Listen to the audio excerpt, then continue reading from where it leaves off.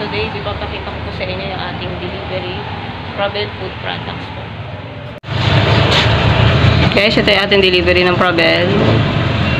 Inabot tayo ng 3,389 sa mga call cards. My God!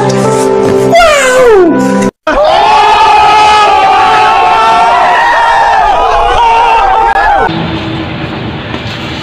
Then, umorder din ako guys ng mga sweet chili. Yung sauces po na nasa pouch.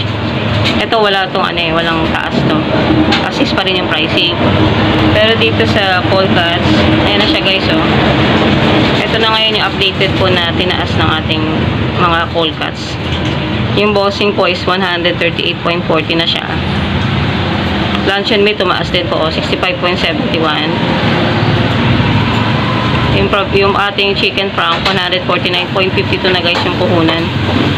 And then yung 10 plus 1 natin na hotdog guys, yung maliliit. Cheese dog siya regular 36.67. Sa corned beef tumaas din to guys mga 2 piso. 34.29 na yung ating puhunan. And then sa sweet ham, ito nagtaas din 46.67 po. Yan siya guys, ang order natin ngayong Monday. Assorted po. So ito na yung total niya. And then ito guys, yun o. Luncheon meat. And then ito po yung bossing na sinasabi ko kanina, cheese dog. Ang katapat ito guys, yung CDO na cheese dog din. 10 plus 1 siya. Ito guys naman yung kanilang bossing corned beef.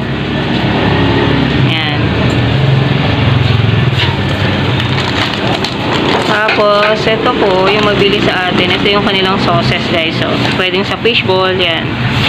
Pwedeng sa kikiam. Yan. 2 flavor, guys, yung kinuha ko.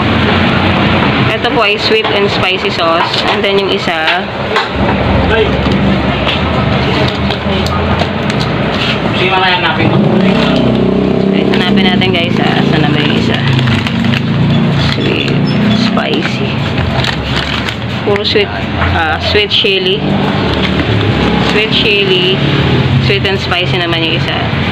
And guys, magkaiba yan ha. Isa sweet and spicy. And then isa yung sweet chili. So sa packaging guys, ayan siya. Yung isa may more on pink. And then yung isa more on red naman. Yung label nila. Ayan. Chicken frank natin. Ito guys yung chicken frank ko. Ayan. Ang packaging nito, green and blue. Yung mga ayaw ng pork, yan siya.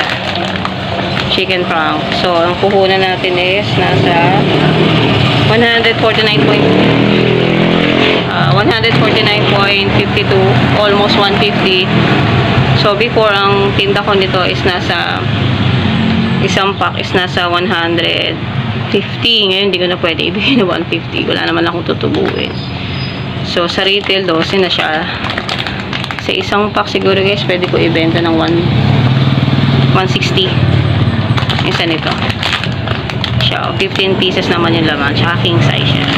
And then guys, ito yung isang box naman. Yung bossing, yung king, yung kulay red, yung packaging. Open natin na.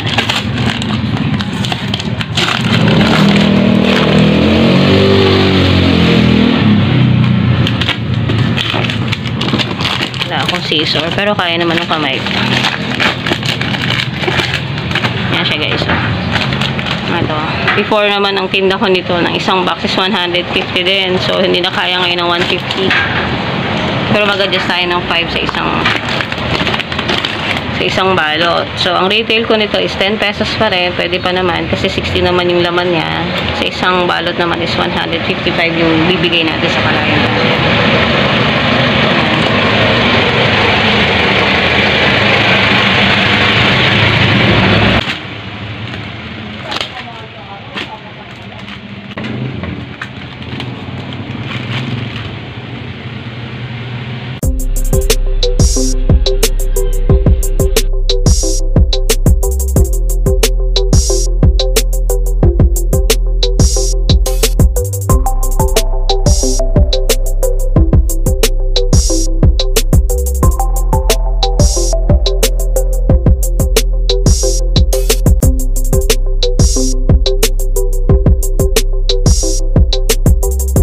lamang guys. Again, maraming salamat po sa mga nag-subscribe. Sa mga hindi pa po, please do subscribe and hit the notification bell para lagi po kayong updated every time po na mag-vlog.